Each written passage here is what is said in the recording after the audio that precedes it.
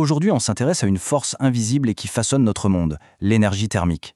Elle est absolument partout, que ce soit la vapeur qui s'échappe d'une tasse de café ou même le climat de notre planète.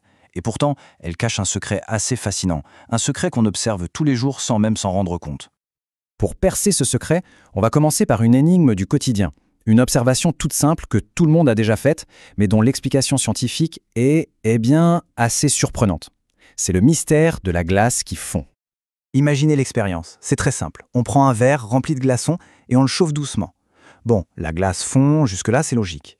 Mais si on met un thermomètre dedans, il se passe quelque chose de vraiment bizarre. Alors même qu'on continue d'apporter de la chaleur, la température se bloque. Elle s'arrête net à 0 degré. Alors la question c'est pourquoi? Où est-ce que toute cette chaleur peut bien passer? Et voilà justement l'expérience telle qu'elle est menée en laboratoire. Ce qui est frappant, c'est le graphique qu'on obtient. On voit bien la température qui monte au début, puis un plateau. Elle stagne complètement pendant toute la durée de la fonte. C'est ce plateau qu'on va essayer de comprendre. Pour résoudre notre mystère, il faut d'abord qu'on se mette d'accord sur deux concepts clés. Deux mots qu'on a tendance à utiliser l'un pour l'autre dans la vie de tous les jours, la chaleur et la température. C'est essentiel de bien faire la différence. Alors, voilà l'idée. La température, on peut la voir comme une mesure de l'agitation des particules. C'est un état, une photo à un instant T. La chaleur, par contre, ce n'est pas quelque chose qu'on a. C'est un transfert. C'est l'énergie qui est en mouvement, qui passe d'un corps chaud à un corps plus froid. C'est le flux, l'échange. La température, c'est donc ce qu'on mesure avec un thermomètre. Qu'il soit classique à liquide ou plus moderne à infrarouge, son rôle est toujours le même, nous donner une valeur sur l'agitation des molécules. Mais comme on va le voir, cet outil ne nous dit pas toute l'histoire. Le bain-marie, c'est une illustration parfaite de ce concept de chaleur. L'énergie thermique de l'eau chaude s'écoule naturellement vers le récipient qui est plus froid. Ce flux d'énergie, c'est ça, la chaleur. Et la conséquence de ce transfert, c'est que la température du récipient augmente. La chaleur est la cause et le changement de température, c'est l'effet.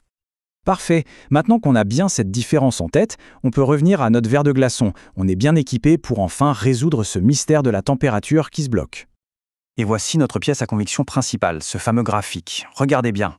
La température monte au début, c'est normal, et puis ce plateau.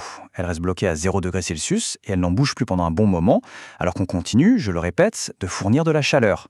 Mais où va donc toute cette énergie? En fait, si on décompose ce graphique, il y a 3 phases. Phase 1, la température de la glace monte, logique. Phase 3, une fois que toute la glace a fondu, la température de l'eau se met à monter, logique aussi.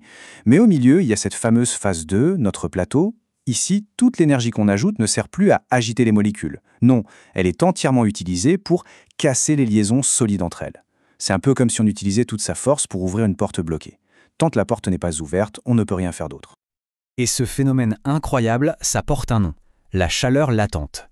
Latente parce qu'elle est cachée, elle est invisible pour le thermomètre. C'est l'énergie du changement. L'énergie qui est nécessaire pour transformer la matière d'un état à un autre, que ce soit de la glace en eau ou de l'eau en vapeur.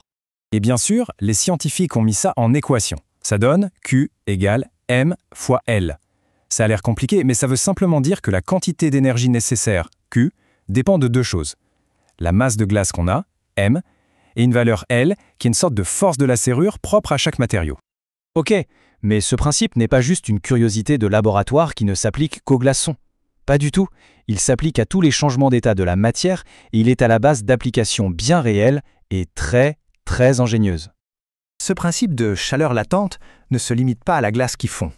Comme on le voit sur ce schéma, chaque fois que la matière change d'état, de solide à liquide, de liquide à gaz ou l'inverse, cette fameuse énergie cachée est à l'œuvre. C'est une loi fondamentale de la physique. Maintenant qu'on sait que des quantités d'énergie assez colossales sont en jeu lors de ces transferts, la question qui vient tout de suite après, c'est comment est-ce qu'on peut s'en servir à notre avantage?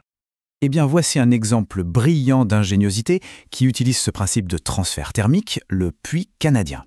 Alors attention, ici on ne parle pas de chaleur latente et de changement d'état, mais on reste sur l'idée plus générale du transfert d'énergie pour chauffer ou refroidir un bâtiment de façon écologique. Le principe est vraiment simple. À quelques mètres sous terre, la température du sol est quasiment constante toute l'année. Du coup, en été, l'air extérieur qui est brûlant va circuler dans des tuyaux enterrés et il va se rafraîchir au contact du sol. En hiver, c'est l'inverse. L'air glacial va se réchauffer. En gros, on utilise la Terre comme un gigantesque radiateur ou un climatiseur naturel, simplement en exploitant le principe de base, la chaleur va du chaud vers le froid. Ce qui nous amène à la question finale. De la buée qui se forme sur une vitre froide à la sueur qui nous rafraîchit en s'évaporant, les changements d'état et l'énergie latente sont absolument partout. Alors la prochaine fois que des glaçons fondront dans un verre, on pourra se demander où, ailleurs, cette énergie cachée est-elle discrètement en train de façonner le monde qui nous entoure.